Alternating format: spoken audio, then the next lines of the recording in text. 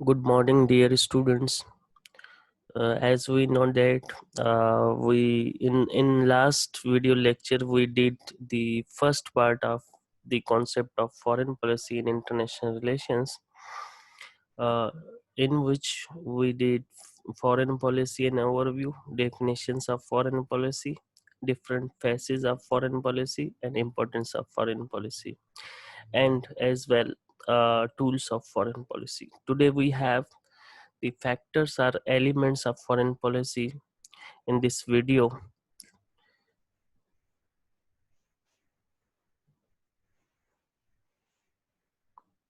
तो आज हमारे पास जो है वो फैक्टर्स और एलिमेंट्स ऑफ फॉरेन पॉलिसी है। फैक्टर्स वो चीज होती है जिनसे जो है कोई रियासत या कोई स्टेट जो है अपने जो है वो फॉरेन पॉलिसी के थ्रू जो है वो अपने नेशनल इंटरेस्ट जो है वो परसू करती है इंटरनेशनल रिलेशंस में। So the foreign policy of a nation is formulated and implemented by its policy makers.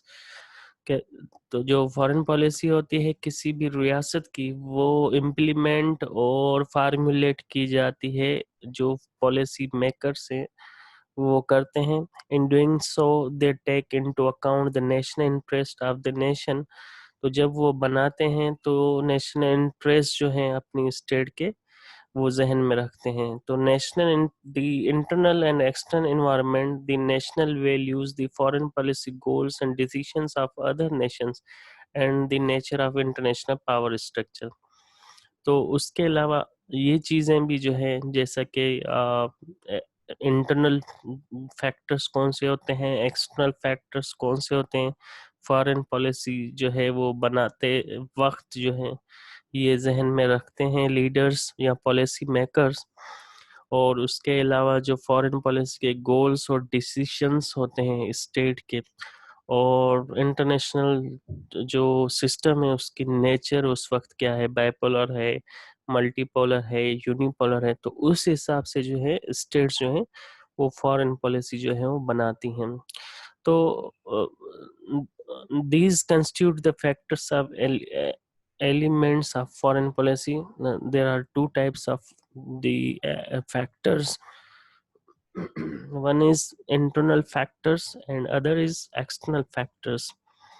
तो दो फैक्टर होते हैं, एक इंटरनल फैक्टर्स जो रियासत के अंदर होते हैं, बाउंड्री के अंदर होते हैं और वो असरअंदाज होते हैं फॉरेन पॉलिसी पे, और दूसरे एक्सटर्नल फैक्टर्स जो स्टेट की बाउंड्रीज से जो है वो बाहर होते हैं, मतलब इंटरनेशनल सिस्टम या इंटरनेशनल पॉलिटिक्स में होते हैं। तो वो भी जो है वो इन्फ्लुएंस करते हैं स्टेट की जो है वो फॉरेन पॉलिसी पे। तो सबसे पहले इंटरनल फैक्टर्स। तो इंटरनल फैक्टर्स कौन से होते हैं? Number one, size of the territory या साइज ऑफ द स्टेट। दूसरा, जोग्राफिकल फैक्टर्स होते हैं। तीसरा, नेशनल कैपेसिटी है जिसमें economic capacity and military capability आ जाती है। उसके बाद पॉलिटिकल और गवर्नमेंट स्ट्रक्चर आ जाता है। इंटरनल जो है वो फैक्टर्स में पांचवा जो है सोशल स्ट्रक्चर आ जाता है। छठा जो है पब्लिक मूड आ जाता है, और सातवां जो है वो लीडरशिप आ जाता है। तो उसके बाद एक्सटर्नल फैक्टर्स हैं। तो अभी जो है हम इंटरनल फैक्टर्स जो है वो वन बाय वन पढ़ेंगे। तो इंटरनल फैक्टर्स में है सबसे पहले साइज ऑफ द स्टेट। तो ये जहन में रखें कि जो रियासत की जो टेरिटरी है, जो लैंड है, जितनी बड़ी होगी उसका इन्फ्लुएंस जो है इंटरनेशनल सिस्टम में वो जो है और ज्यादा होगा, क्योंकि जब लैंड ज्यादा होती है या बड़ी होती है तो उसमें जो नेचुरल रिसोर्सेज जो होते हैं वो ज्यादा होते हैं। तो वो नेचुरल रिसोर्सेज जो है उस स्टेट के जो है वो उस पावर को जो है वो बढ़ाते हैं। तो इसीलिए जितनी भी बड़ी टेरिटरी होती है तो वो जो है वो इन्फ्लुएंस ज्यादा रखती है अमूमन। लेकिन बहुत सारे ऐसे एग्जाम्पल्स भी हैं कि छोटी रियासतें हैं लेकिन उनके पास नेचुरल रिसोर्सेज ज्यादा हैं तो उनका इन्फ्लुएंस ज्यादा है, जैसे सऊदीया है, दुबई है, या ईरान, इराक, सीरिया। इनके पास ऑयल की जो है वो जो है वो पावर है, तो इसलिए वो ज्यादा इन्फ्लुएंस करते हैं। तो लेकिन जो जनरल कॉन्सेप्ट जो है कि जितनी साइज ज़्यादा होगी रियासत की, लैंड ज़्यादा होगी, तो उसमें नेचुरल रिसोर्स भी ज़्यादा होंगे, तो वो जो है वो उसके पावर में जो है वो एक बैकअप जो है वो देता है। तो वो स्टेट जो है उस हिसाब से जो इंटरनेशनल सिस्टम में अपना इन्फ्लुएंस और डोमिनेंस जो है वो रखती है। तो आए हम पढ़ते हैं। Number 1 is size of state in internal factors. The size of a state is an important factor of its foreign policy. Size influences the psychological and operational environment within which the foreign policy makers and public respond.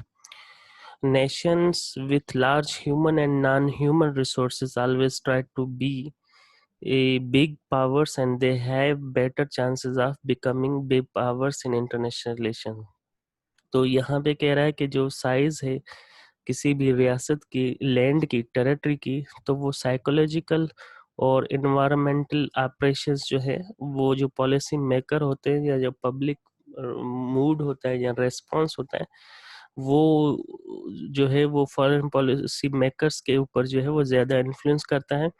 और दूसरे point में ये है कि जो state हैं उसमें अगर जो लार्ज रिसोर्सेज हैं, चाहे वो ह्यूमन रिसोर्स हो ना या non human resource. Human resource का मतलब देखो, चाइना जो है उसकी पॉपुलेशन दुनिया में सबसे ज़्यादा है। अगर पॉपुलेशन ज़्यादा है और वो स्किल्ड नहीं है तो ये खतरनाक है किसी भी रियासत के लिए। लेकिन जब पॉपुलेशन ज़्यादा हो और वो वेल स्किल्ड हो, एजुकेटेड हो और जो है वो लिखी पढ़ी हो, तो वो उस रियासत के पावर में जो है वो और ज़्यादा जो है वो उस रियासत का जो है पावर बढ़ता है। नॉन ह्यूमन रिसोर्सेज में क्या आ जाते हैं कि आपके जो दूसरे रिसोर्सेज होते हैं रियासत के अंदर, टेरिटरी के अंदर, तो वो जो है किसी भी रियासत के पावर को बढ़ाते हैं और वो जो अपनी रियासत इंटरनेशनल रिलेशंस में जो है वो अपने इन्फ्लुएंस रखती है। Foreign policy of big sized state is bound to different from foreign policy of small sized. तो अगर स्मॉल साइज्ड टेरिटरी स्टेट को देखें, कंपेयर करें लार्ज साइज जो है वो टेरिटरी स्टेट के बिटवीन, तो जो लार्ज साइज टेरिटरी होती है जिस स्टेट की, उसका इन्फ्लुएंस जो है इंटरनेशनल सिस्टम में या उसकी पॉलिसी जो है वो ज़्यादा जो है वो इन्फ्लुएंस करती है। Public and foreign policy makers of big size states are definitely governed by their desires to be big powers in world। तो कह रहा है कि जो यहाँ पॉपुलेशन जिसकी ज़्यादा हो और जो यहाँ साइज ज़्यादा हो जिस स्टेट की, तो उसकी पब्लिक और जो फॉरेन पॉलिसी मेकर्स होते हैं वो हमेशा यही डिज़ायर करते हैं कि हम पावरफुल रियासत हैं और हम जो है वो इंटरनेशनल सिस्टम में या वर्ल्ड में जो है हम इन्फ्लुएंस रख सकते हैं। Size has been a factor in the foreign policy of USA, Russia, China, India, Brazil, France and others. तो ऐसी जो बड़ी रियासतें हैं जिनकी टेरिटरी भी जो है वो लार्ज है और साइज भी जो है टेरिटरी के साइज जो है वो लार्ज है, तो वो इन्फ्लुएंस रखती हैं ऑटोमेटिकली इंटरनेशनल सिस्टम में।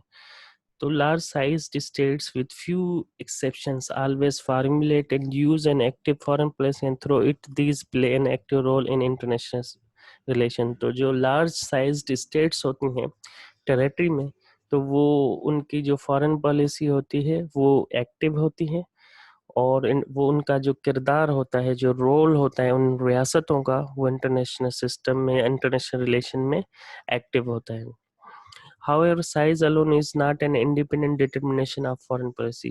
तो यहाँ पे वही जो मैंने शुरू में बात की कि कहीं कहीं पे किसी रीजन में जो है वो साइज जो है टेरिटरी की वो मैटर नहीं करती। वहाँ पे रिसोर्सेज और कैपेबिलिटी जो स्टेट की है वो मैटर करती है। Resources and capability of states are not always dependent upon size. The countries of Middle East, even with small size but with the largest quantity of oil resources, have been playing quite an active role in international relations। तो ये चीज़ मैं पहले जो है वो explain कर चुका हूँ, तो दोबारा मैं इसको रिपीट नहीं करना चाहता। Japan is relatively a small-sized state, yet its role in international relations has been active and influential। तो ये भी उसी कॉन्सेप्ट से है कि अगर आपके पास रिसोर्सेज हैं और आप जो है वो आपकी टेरिटरी जो है वो स्मॉल है, उसके बावजूद भी जो है आपका इन्फ्लुएंस होता है इंटरनेशनल सिस्टम में। सेकंड फैक्टर जो इंटरनल फैक्टर्स में आता है वो है जोग्राफिकल फैक्टर। तो geography of A state is relatively the most permanent and stable factor of its foreign policy. तो जब फॉरेन पॉलिसी का जो इन्फ्लुएंस होता है तो उसमें जोग्राफी का जो रोल होता है वो इम्पोर्टेंट होता है। क्यों? कि the topography of land, its fertility, climate, location are the major geographical factors which influence the foreign policy of nation. तो ये टोपोग्राफी ऑफ लैंड, उसकी फर्टिलिटी क्या है, क्लाइमेट क्या है, लोकेशन क्या है। कोई रियासतें जो है वो लैंड लॉक होती हैं, कोई रियासतें जो है वो अफगानिस्तान की तरह जो है वो माउंटेनरी इलाके होते हैं, प्लेनरी नहीं होती। कोई जो है वो स्विट्जरलैंड की तरह जो है वो रियासतें होती हैं जिनके पास टूरिज्म होता है और वो इन्फ्लुएंस करती हैं। बहुत सारी रियासतें ऐसी हैं जो समंदर में होती हैं, आइलैंड्स होती हैं, जैसे अपना मालदीव्स है, यहाँ इटली है।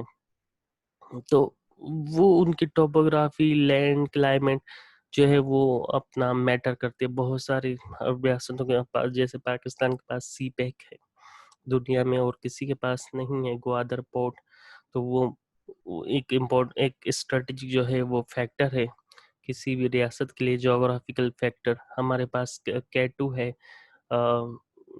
जो जो दुनिया की दूसरी जो है वो दूसरे नंबर पे जो है वो माउंटेन जो है वो रेंजेस हैं, तो और कहीं पे भी नहीं है। तो ये चीज़ें जो हैं वो स्टेट की जोग्राफी जो है वो फॉरेन पॉलिसी में जो है वो मैटर करती है। These factors determine both the needs as well as capability to fulfill the needs of people of nation. Suitable geographical factors can help and encourage nations to adapt and pursue higher goals. The role played by English Channel in the development of Britain as a major naval power and consequently as an imperial power is well known. तो कह रहा है कि जो suitable geographical factor है वो रियासतों के जो गोल्स होते हैं, जो नेशनल इंटरेस्ट होते हैं, उनको जो है वो फुलफिल करने में बहुत जो है वो हेल्पफुल जो है वो साबित होते हैं। दी ये दो एग्जाम्पल हैं, बरतानिया और जो है वो अपना यूएसए का। एक का ये है कि जो इंग्लिश चैनल है उसमें जो है जो समंदर में जो बर्तानिया के समंदर है उसमें उसका जो नेवल पावर है वो मैटर करता है, क्योंकि उसकी जोग्राफिकल लोकेशन में आती है। अटलांटिक ओशन जो है वो यूएसए की फॉरेन पॉलिसी में जो है बहुत ज़्यादा जो है वो इन्फ्लुएंस रखता है। तो जोग्राफी जो है वो फॉरेन पॉलिसी को जो है वो इफेक्टिव बनाती है। The natural resources and food production capacity of a nation is directly linked with its geography. These factors are also important factors in the formulation and implementation of foreign policy के आपके resources कैसे हैं, natural resources क्या है, आपकी production क्या है आपकी country के अंदर, आप export कौन सी चीज़ें करते हैं। तो ये सारी चीज़ें जो हैं वो मैटर करती हैं। The revolutionary development in communication and modern warfare, the ability of nations to overcome geographical hindrance have tended to reduce the importance of geography. तो कह रहा है कि आजकल कम्युनिकेशन का दौर है, आजकल जो है वो ग्लोबलाइजेशन का दौर है।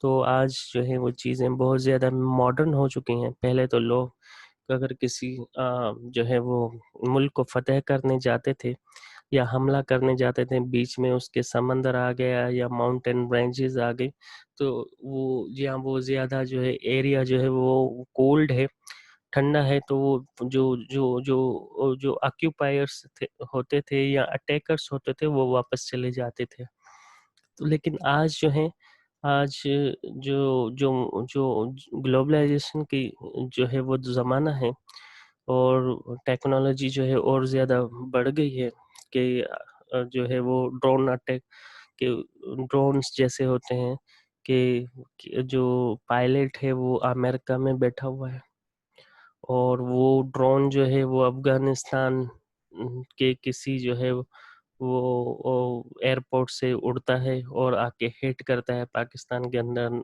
नॉर्थ वजीरिस्तान, साउथ वजीरिस्तान, कहीं पे भी।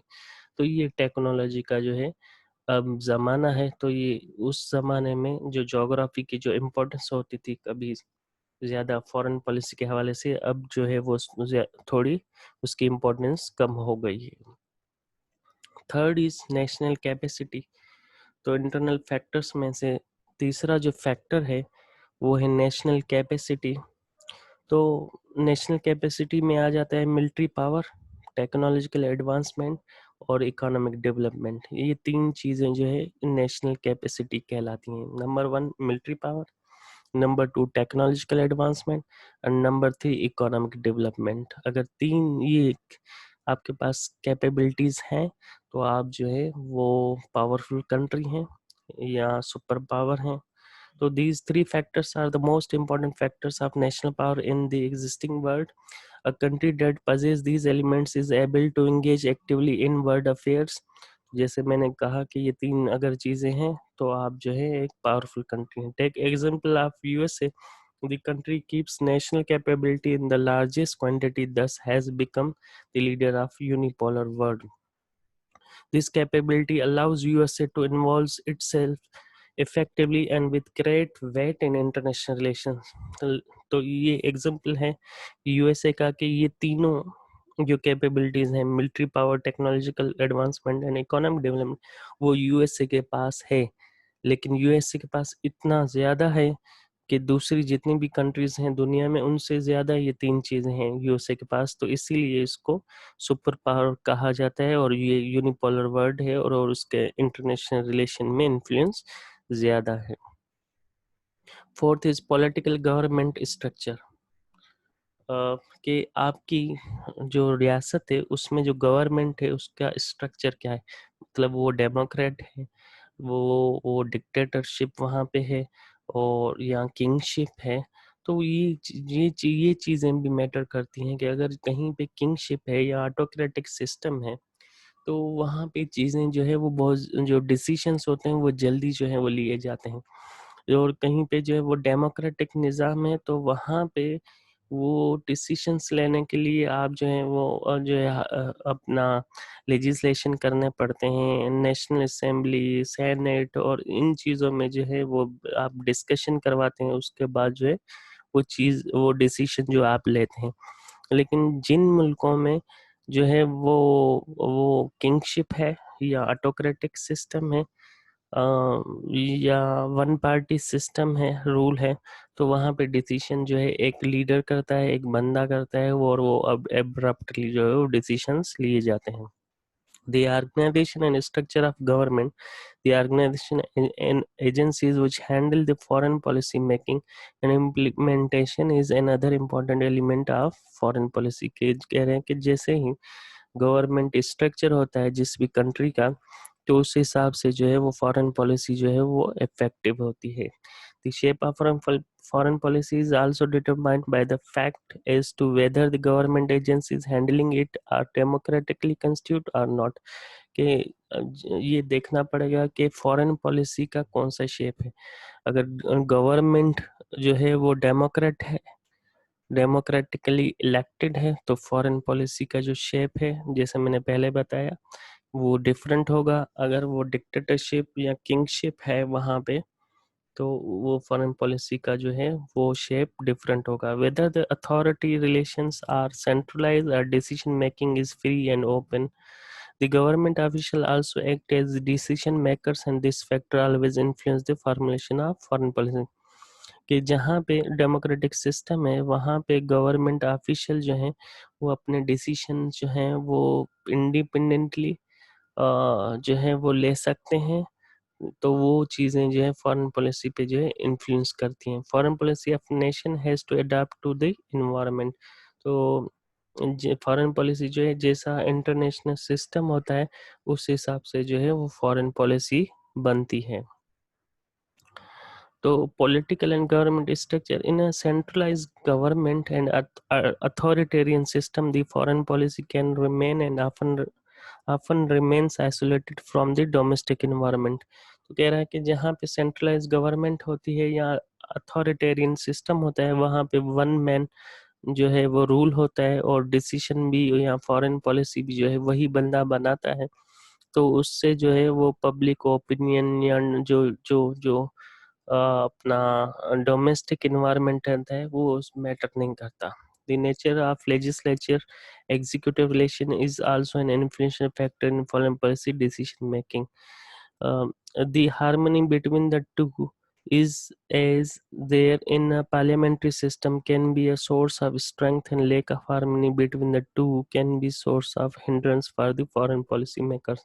तो कह रहा है कि अगर हम डेमोक्रेटिक सिस्टम में देखें तो वहाँ पे पार्लियामेंट्री निज़ाम होता है, और पार्लियामेंट्री निज़ाम में अगर डिसीजन लिया जाता है तो वो फॉरेन पॉलिसी स्ट्रांग होती है। अगर वहाँ पे अगर कोई कंट्रोवर्सी है अपोजिशन और गवर्नमेंट में, तो वो फॉरेन पॉलिसी जो है वो हिंड्रेंस में चली जाती है, और वो डिसीजन जो है वो सही नहीं होते, तो फॉरेन पॉलिसी का जो रोल है वो भी सही नहीं होता।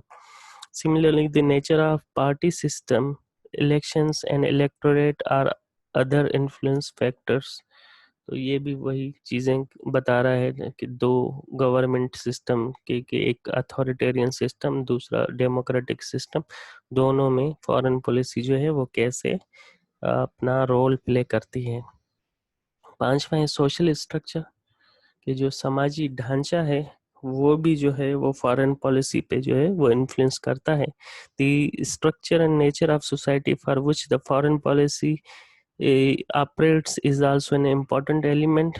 The nature of social groups and the degree of conflict and harmony that characterize their mutual relations are determined by the social structure. अगर वो सोसाइटी इंटीग्रेटेड है, यूनिफाइड है, तो वहाँ पे जो फॉरेन पॉलिसी है वो उसका अहम रोल होता है कॉन्फ्लिक्ट में और हार्मनी में। A society characterized by strong internal conflict and strife act as a source of weakness for foreign policy। कि जिस सोसाइटी में अगर ज़्यादा जो है वो इंटरनल कॉन्फ्लिक्ट्स हैं, सिविल वॉर्स हैं, या वहाँ पे जो जो नेशन है उसमें अफरा तफरी है, तो फॉरेन पॉलिसी भी जो है वो जो कमज़ोर बनती है। कि जो लीडर है वो इंटरनल मामलात को देखे या एक्सटर्नल मामलात को देखे, तो उसका ज़्यादा फोकस जो है वो इंटरनल मामलात पे होता है, तो इसलिए जो फॉरेन पॉलिसी है वो कमज़ोर बनती है। A society of United enlightened and disciplined people with a high degree of group harmony is always a source of strength। और जिस सोसाइटी में, जिस कौम में जो है वो ज़्यादा हारमनी और यूनिफिकेशन है, वो यूनाइटेड है, इनलाइटेड है और डिसिप्लिन है, तो उस सोसाइटी में जो फॉरेन पॉलिसी होती है वो ज़्यादा जो है वो स्ट्रांग होती है। The democratization of process of policy making in recent times has increased the importance of social structure as an element of foreign policy। कि जब से जमहूरियत आई है या डेमोक्रेसी आई है, तो जो फॉरेन पॉलिसी मेकर्स हैं वो इंडिपेंडेंट हैं अपने डिसीजन लेने में। तो इसमें जो सोशल स्ट्रक्चर है उसका अहम जो है वो रोल है फॉरेन पॉलिसी। मतलब यहाँ पे आप पब्लिक ओपिनियन जो है वो रख लें, या फ्रीडम ऑफ एक्सप्रेशन, कि जो जो लीडर्स हैं वो फॉरेन पॉलिसी बनाते हैं डेमोक्रेटिक सिस्टम में, तो वो जो पब्लिक मूड होता है या पब्लिक रेस्पॉन्स होता है उस हिसाब से जो है वो फॉरेन पॉलिसी बनती है। जो linkage between the domestic and international environment have tend to strengthen the role of this element. और जो डोमेस्टिक और इंटरनेशनल एनवायरनमेंट होता है या सिस्टम होता है जैसा, तो वो भी इन्फ्लुएंस करता है इसके रोल में सोशल स्ट्रक्चर के। अच्छा, पब्लिक मूड का मतलब होता है पब्लिक ओपिनियन या फ्रीडम ऑफ एक्सप्रेशन। तो ये भी जो है वो फॉरेन पॉलिसी के ऊपर जो है बहुत ज़्यादा जो है वो इन्फ्लुएंस रखता है। कि public mood also influenced the decision making process of the foreign policy of country. It was the public mood of USA which compelled it to disengage itself from Vietnam trauma.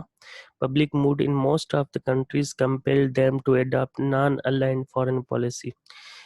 In a closed political system, public mood is not given any importance while the formulating foreign policy. It is only in open political system where considerable weight is given to public mood and sentiments। तो यहाँ पे difference क्या बता रहा है कि जो closed political system होता है, जहाँ पे मतलब ऑटोक्रेटिक सिस्टम होता है, तो वहाँ पे पब्लिक मूड, पब्लिक ओपिनियन की जो है कोई से नहीं होती फॉरेन पॉलिसी में। लेकिन जहाँ पे ओपन सिस्टम होता है या डेमोक्रेटिक सिस्टम होता है, तो वहाँ पे public opinion, public mood, public sentiment, freedom of expression को जो है बहुत ज़्यादा जो है फॉरेन पॉलिसी बनाते वक्त जो है वो पॉलिसी मेकर्स जो है वो ध्यान में रखते हैं। उस हिसाब से जो है वो फॉरेन पॉलिसी बनाते हैं पब्लिक ओपिनियन के through. However, with the advancement in information and communication technology, the governments in open political system can manipulate public mood and opinion in its own favor.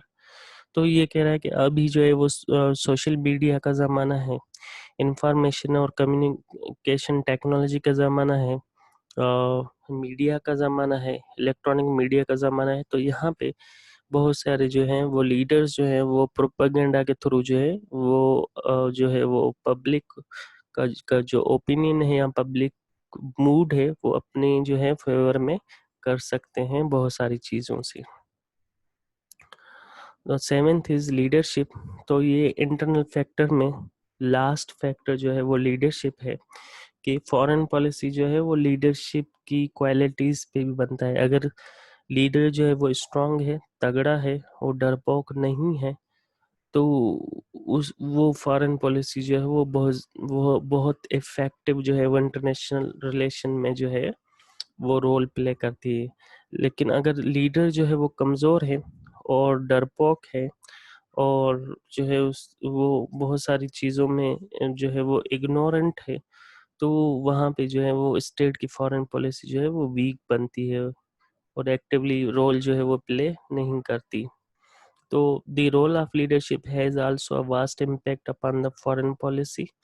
In most of the developing countries, institutions are weak while the personalities are strong. तो कह रहा है कि बहुत सारी developing countries में जो इदारे हैं वो कमज़ोर हैं। डेवलप्ड नहीं, लेकिन डेवलप कंट्रीज जो सेकंड वर्ड है, और जो पर्सनैलिटीज जो हैं वो लीडर्स जो हैं वो ज़्यादा स्ट्रांग है। The personality of leader influence the government including foreign policy. कि जो पर्सनैलिटी होती है लीडर की वो फॉरेन पॉलिसी पे जो है वो इन्फ्लुएंस रखती है। वो जैसी पर्सनैलिटी होती है लीडर की, जैसे मैंने पहले आपको बताया, उस हिसाब से जो है वो फॉरेन पॉलिसी बनती है। However, in countries where institutions are strong, people are politically aware, accountability process is strong, and issues and situation is taken on its merits, leadership had little room to play dominating role in foreign policy process।